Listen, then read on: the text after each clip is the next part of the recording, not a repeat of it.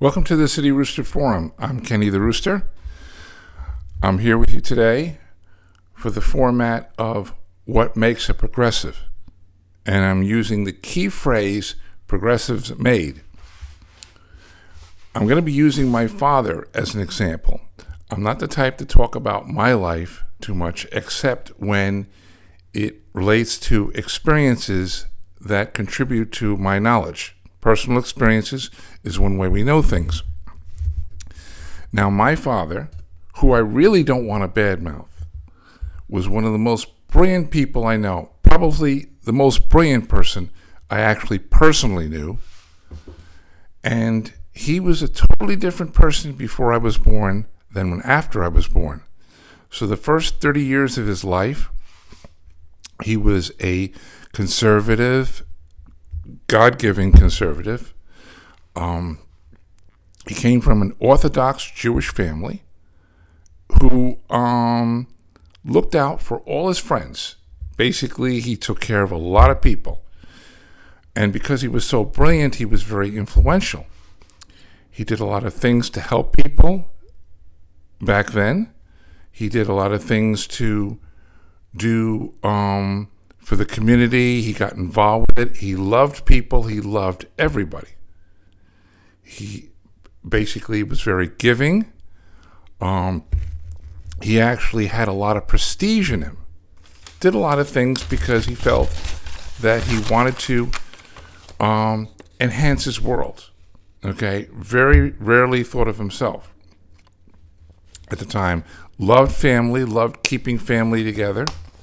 Was a capitalist, always concerned about how the market was running, how jobs were accruing. Very generous man.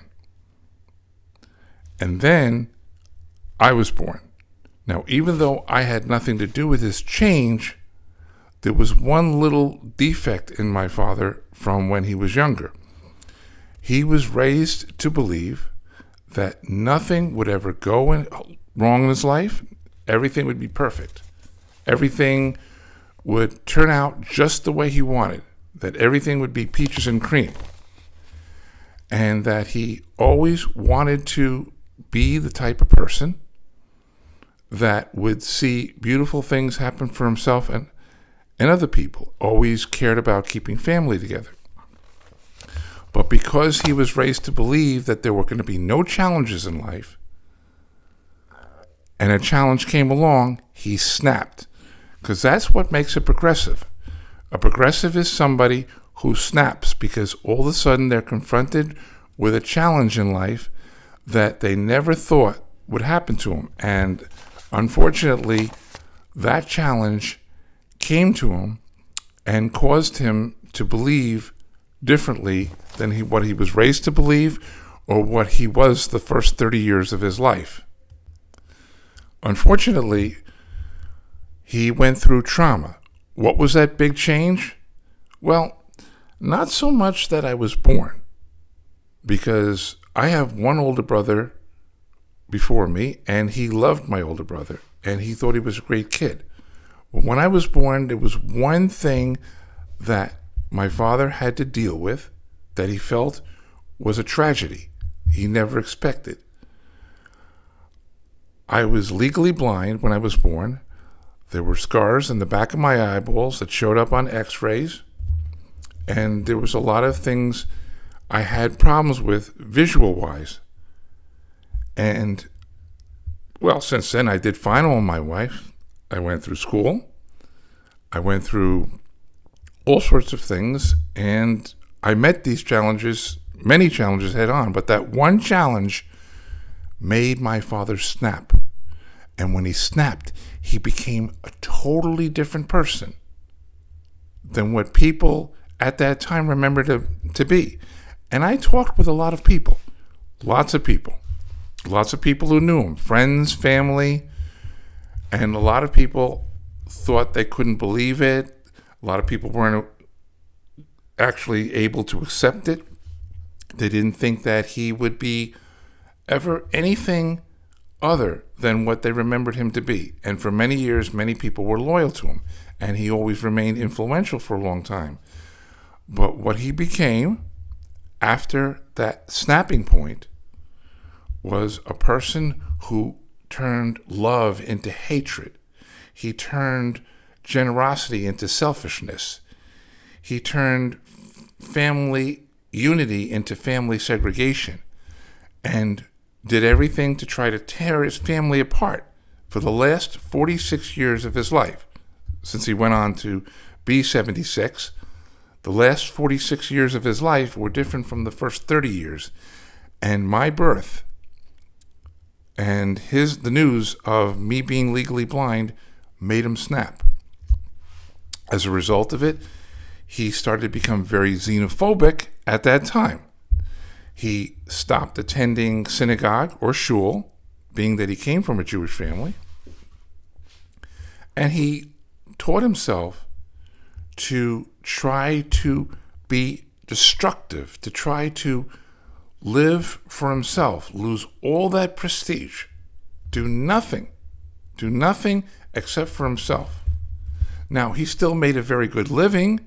He was a lawyer, and he made a lot of money for himself. But at that point, it was all for himself. And because my older brother, was the only sibling of mine out of 5 siblings that was born before me, my older brother was the only child of my father's that he had any regard for, any respect for, any love for. This is how progressives work. And he did become a progressive. Progressives are very selfish people who look at society in a different way. Now, there are many people that were captivated by the progressive movement who didn't picture it as such a selfish, destructive movement and joined and then since left. But with my father, he never left. He stayed that way. He started to do a lot of crooked things. He started to forge people's signatures to documents without them knowing about it. He even got his loyal law partner in trouble. After years of working with him, he gave him some very bad legal advice, and his partner got disbarred.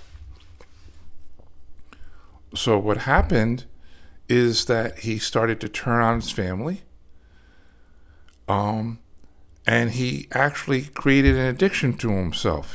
When I was born, he started smoking cigarettes. He never smoked a cigarette before I was born. So then he spent the last 46 years smoking. He went about 16 years on cigarettes, and then he went the last X amount of years on cigars. And he stopped caring about his body. He stopped caring about his health. He lost every ounce of self-respect he ever had. So what happens when he becomes like that? Well, the end result was that by the time he died, at the age of 76, he lost all his friends. Only 2 of his children, including yours truly, were still speaking to him.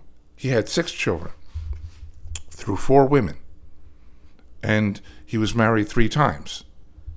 And 2 of those children that he had were outside of wedlock. Not that that matters, because he could still be involved in his children's lives. Every child needs a mother and a father. Marriage is the most popular way, or was at that time. A lot of people nowadays don't want to get married. I wanted to get married at some point. Now, he had actually considered me dysfunctional, and from the time I was born to the day he died, he wanted me in a home. I used to take this personally until some of my good relatives convinced me that I shouldn't, that I should just keep trying, and I went through school, and I graduated with honors, and I felt good about myself, and I had done a lot of good work, and I feel happy for myself. And I actually told my father, you don't need to help me in any way. If you don't want to be close with me, okay. You don't have to give me an allowance. I didn't ask him for anything. I would have loved to have had a good relationship with him, and not because of money. But that's the kind of guy he was. So by the time he died, he said to me what he always said to me. Your older brother is the only child I ever had any use for. The rest of you are a bunch of shit kids. See, I'm quoting him. That's his words. Shit kids. Nice way to talk about your children. But that's how he saw the rest of us. Shit kids. He used to call them terrible names, although he had better experiences with them than I did. I'm not putting out this particular video because of my horrible life with my father, my horrible relationship, because I don't consider myself a victim. I consider myself a survivor, which is what most people who deal with adversities or hardships in life should do. They should become survivors and move on and have good lives and not feel sorry for themselves.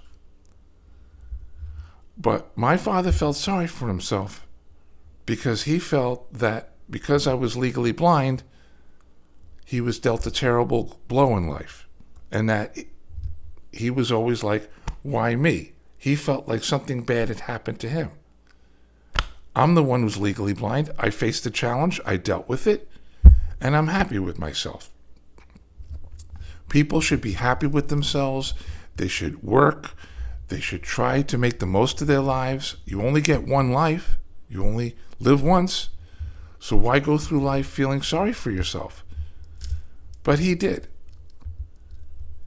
And in the end, all his money went to his third wife and her 3 kids, 4 strangers, instead of anybody in his family. And all the money that he took from other people went to his family and left us with nothing. And that's how progressives work. Progressives work that way. They have no prestige. They're ruined people. They're people that just could not or would not face the challenges in life. Progressivism is exactly what threatens this country. Progressivism is what made the Federal Reserve, when the government could just open up a private account in a regular bank like the rest of us. The Federal Reserve was born. And we wouldn't have to pay income or property taxes. Progressivism. It's unconstitutional, taxation without representation. We didn't have to really do any of that stuff. We didn't have to abuse our Constitution. The Constitution's been abused. When capitalism is a beautiful thing, and still could be if we could only overcome progressivism, if we could only teach people to try to be good people, working people, contributing to capitalism in this country, instead of being selfish and being abusive and depending on things like artificial intelligence as the answers for them. Progressivism is what contributed to a lot of the laziness in this country. People living off programs like SNAP and food stamps. People wanting the government to take care of them and let the progressive left call the shots for them. Charlie Kirk was a man that, among other things people don't talk about, was fighting progressivism. He was trying to teach people to be good people, good, young, responsible adults that have critical thinking skills. It's not even a matter of cliches like agree to disagree, because that's always been that way, where we just didn't think the same. We're all different. We're supposed to be different. And what happens is that we can be the country we were created to be. A lot of soldiers have died for this cause. A lot of soldiers did not die for the cause of trying to save other countries. American soldiers died for American citizens. That's the way it was supposed to be. And that's the way it still is supposed to be if we could just get back on track. If we can reverse this country to the capitalistic ways of 1913 and include all the minorities that had to fight to be able to vote or that sort of thing, when they are Americans, all Americans. Doesn't matter what gender you are, or what race you are, or what ethnicity you are. Let's not misinterpret capitalism or immigration. Being a land of immigrants are people that came to this country, went through the system the right way, and made proper allegiance to this country. Not people that just barge in and just live off the system or commit crime. Those are not citizens. Those would not make good citizens. But that's what we're attracting now because we have too much of a progressive movement in this country. And when I use my father as an example of this, my father was a pioneer. This was in the early 60s. It's people like him that created the civil rights movement. The civil rights movement was interpreted as making the country better. It actually made the country worse. Starting fires doesn't accomplish anything. Vandalism and tearing down buildings doesn't accomplish anything. Killing people because you feel that they're not good people doesn't accomplish anything. If you get killed because you want to kill somebody else, well, why would you give up your life to try to kill other people? People should only be killed if they're serial killers, if they're out to try to destroy. And we need to save lives, not to just go around killing who you want just because of what they say. There are many people I don't like. There are many people out there that I can't stand. But I wouldn't want them to die. There's a lot of people I would want to go to prison that are criminals, but I wouldn't want them to die. Even capital punishment. Capital punishment would be abused. At the surface, it sounds like a nice idea. But then, the government should not have a say over who lives or who dies.